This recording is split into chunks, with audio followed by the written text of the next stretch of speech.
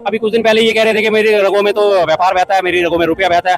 उसके कुछ दिन बाद कह रहे थे मेरी रगों में देशभक्ति बहती है, स्वाभिमान बहता है। अब वो कह रहे हैं मेरी रगों में से सिंदूर बहता है। उनको खुद ही नहीं पता वो क्या कह देते हैं, क्या बोल देते हैं, क्या बात कर जाते हैं। शहजाद चूना वाला अपना इलाज कराओ। आपने बहुत ज्यादा चूना खा लिया, आपकी जबान कट गई है, और ज्यादा चूना खाने से जबान कट जाती है तो पूना वाला नहीं, वो चूना वाला है। इलाज कराओ मानसिक रूप से। बच्चों के साथ जाके मिलना, बच्चों के दुख दर्द को बांटना, बच्चों की हिम्मत बढ़ाना, ये कौन सा भाई पाकिस्तान परस्ती हो गई? तो पोस्टर सेना के लगने चाहिए थे, पोस्टर सेना के सैनिकों के लगने चाहिए थे जिन्होंने इस ऑपरेशन सिंदूर में जान गंवाई है।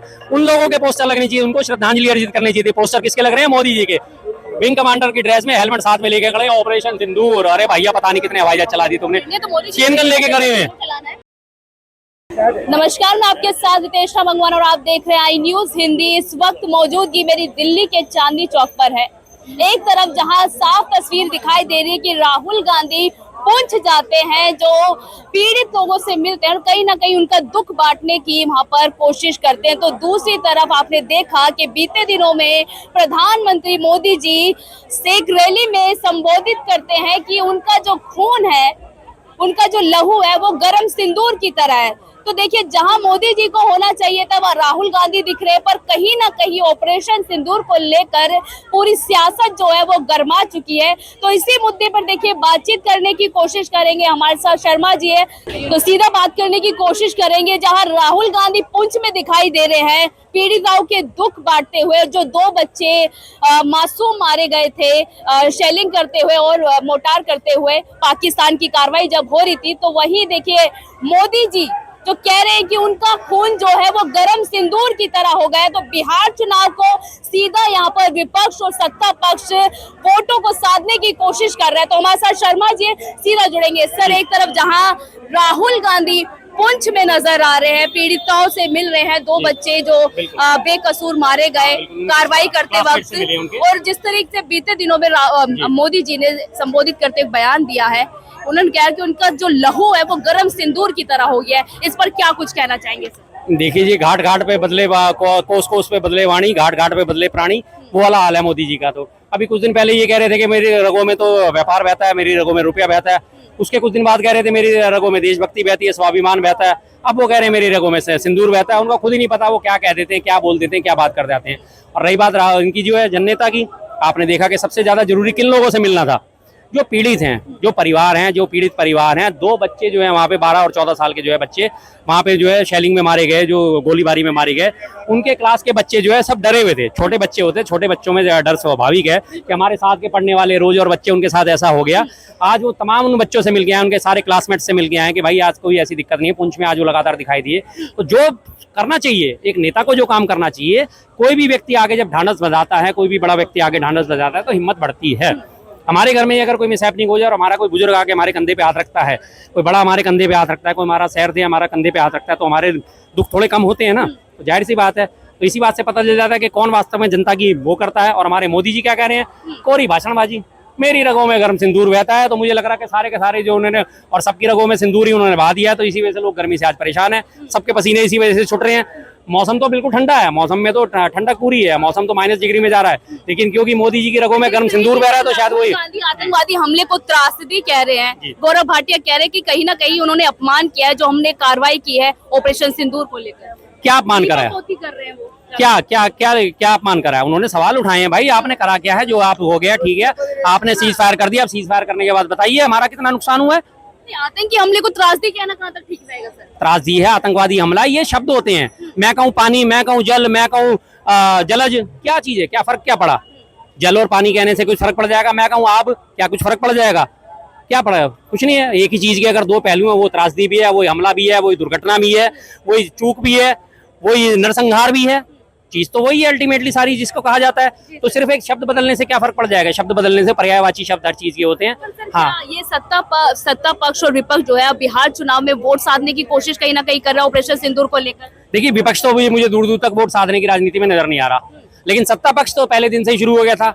22 अप्रैल को हमारे यहाँ हमला होता है और 24 अप्रैल को मोदी जी सारे काम छोड़ छाड़ के सबसे पहले बिहार में थे। वो सबसे पहले बिहार में थे। वो 24 तारीख को रैली में अपने जाके संबोधन कर रहे थे, और रैली में संबोधन भी ऐसी जगह जहाँ पे जो लिटरेसी रेट ही 56% है।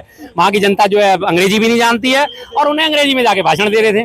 कितना शानदार उन्होंने अपनी शुरुआत कर दी। वही तो कह रहे हैं, किसी देश का विकास कर रहा है सर। हाँ, देश विकास कर रहा है, लोगों को समझ में ना आए दाएं बाएं गा जाओ। जैसे वो पुरानी एक बार वो अनिल कपूर का मैं एक अचानक से सीन देख रहा था, वो कर्मा फिल्म में है ना, उन्हें अनिल कपूर को जैकी श्रॉफ को अंग्रेजी तो आती नहीं है, लेकिन वो अंग्रेजी वो महिलाओं के बीच में बैठ जाते हैं और मुंह में सिगारेट दबा के वो सिगारेट दबा के सवाल भी तो आप ही उठाते हैं ना, जब मोदी जी हिंदी बोलते कहते हैं अंग्रेजी नहीं आती, ट्रांसलेटर की भाई कहाँ कहाँ बोलना चाहिए, ये भी तो सोचना चाहिए।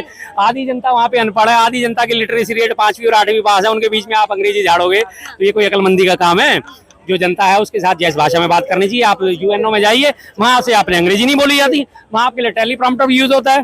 फिर आपकी कमियां तो सारी सामने नहीं है। खैर ये भाषणबाजी तो बहुत छोटी बात है, इन सब चीजों को छोड़ना चाहिए, लेकिन ये देखना चाहिए कि इस वक्त प्रायोरिटी किस चीज की है। पीड़ितों से मिलने की, उनके परिवारों से मिलने की। एक भी मुझे उदाहरण बता दीजिए, मैं तो जनता से रोज पूछता हूँ। खबर आ रही कि शुभम द्विवेदी के घर पर मोदी जी जाएंगे।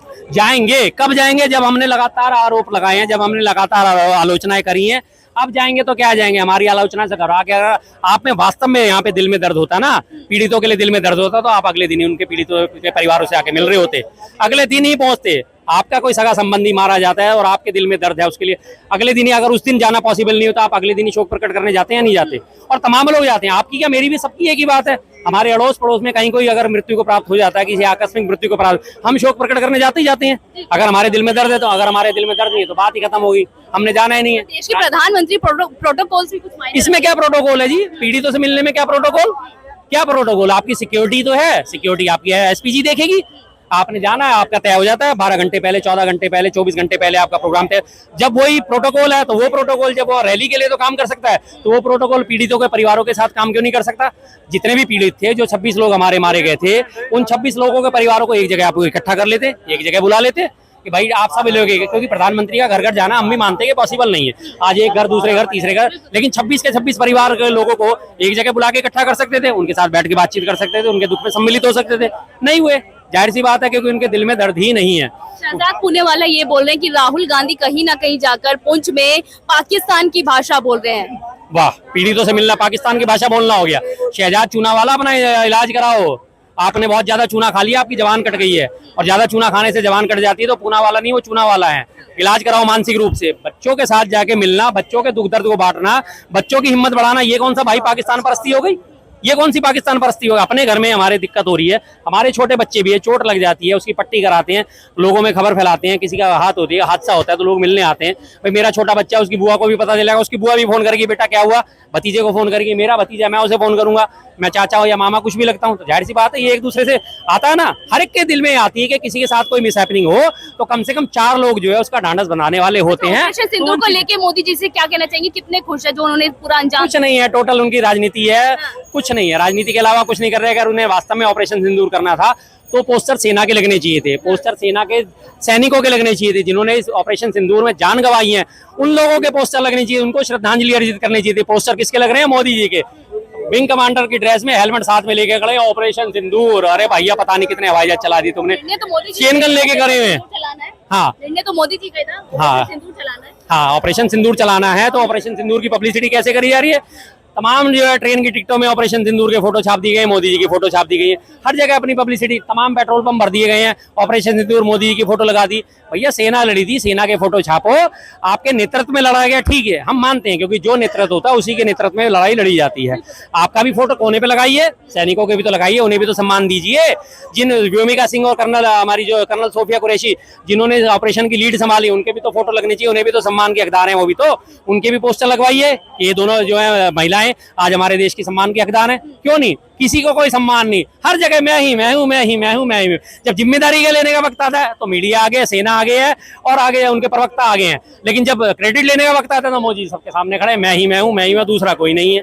हर जगह यही काम उनका होता है। आपकी बात है, कोरोना की बात करी जाए, कोरोना में, कोविड में जो टीका बना था, 250-500 करोड़ रुपए तो कोविड कंपनी से चंदा खा गए, और उसके अप्रूवल कर दिया फौरन ही। उसके जो है रिजल्ट भी पूरे नहीं आए थे, तृतीय चरण का उसका परीक्षण भी पूरा नहीं हुआ था, और उसके बाद तमाम जाके जो है कोरोना के सर्टिफिकेट पे अपनी फोटो छाप दी। एक सवाल है छोटा सा, थोड़ा सा इसका आप बताइए कि डेफिनेशन क्या है? उन्होंने जिस तरीके से कहा है कि मेरी रगों में जो है लहू की जगह गरम सिंदूर बह रहा है, इससे वो जनता से क्या कुछ कहना चाहते हैं? कुछ नहीं कहना चाहते, वो जनता का एंटरटेनमेंट करना चाहते हैं। यहाँ मैं मोदी जी की तारीफ करूंगा, जब जब जनता हमारी निराश होती है, जब जब हमारी जनता परेशान होती है, जब जब हमारी जनता को कोई एंटरटेनमेंट का साधन नहीं मिलता, तो मोदी जी देखते हैं, अरे भाई मेरी जनता परेशान है, कोई ना कोई ऐसा वो चुटकुला छोड़ देते हैं जिनसे जनता हंस रही है। आज तमाम जनता हंस रही है, विदेश हंस रहा है, और सिर्फ हमारे भारत के लिए नहीं, विदेशियों के लिए वो मसाला देते हैं। और आज की हिस्ट्री नहीं है, उनकी हिस्ट्री बहुत पुरानी है। जब उन्होंने कहा कि हाँ राडार आ रहे हैं, राडार जो है काम नहीं करेंगे क्योंकि बादल आ जाएंगे, तमाम राडार वैज्ञानिक ठाके मार मार के हंस रहे थे, तमाम देशों के रक्षा विशेषज्ञ ठाके मार मार के हंस रहे थे। भाई कितना शानदार पढ़ा लिखा प्रधानमंत्री है जो कह रहा है कि बादल आ जाएंगे तो राडार काम नहीं करेगा।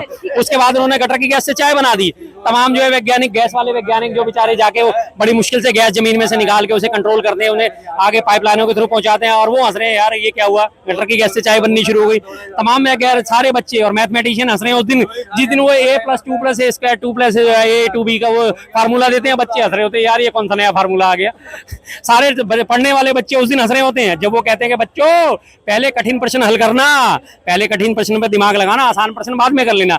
हर बच्चे ने 2-4 बच्चों ने उनका फार्मूला अप्लाई करा, कठिन प्रश्न में उलझे रह गए, आसान सवाल कर नहीं पाए, इतने परीक्षा का टाइम ही खत्म हो गया। जी बहुत बहुत शुक्रिया बातचीत करने के लिए। देखिए कहीं ना कहीं जहां मोदी जी को पुंछ में होना चाहिए था, पीड़िताओं से मिलना चाहिए था, वहां जो एलओपी के नेता हैं राहुल गांधी नजर आ रहे हैं। पर देखना यही होगा कि कहीं ना कहीं क्या सत्ता और विपक्ष जो है वो बिहार के चुनाव को और अपने वोट बैंक को साधने की कोशिश कर रही है ऑपरेशन सिंदूर के द्वारा। तो देखना यही होगा। मैं आपके साथ रितेश मंगवान और आप देख रहे थे आई न्यूज़ हिंदी।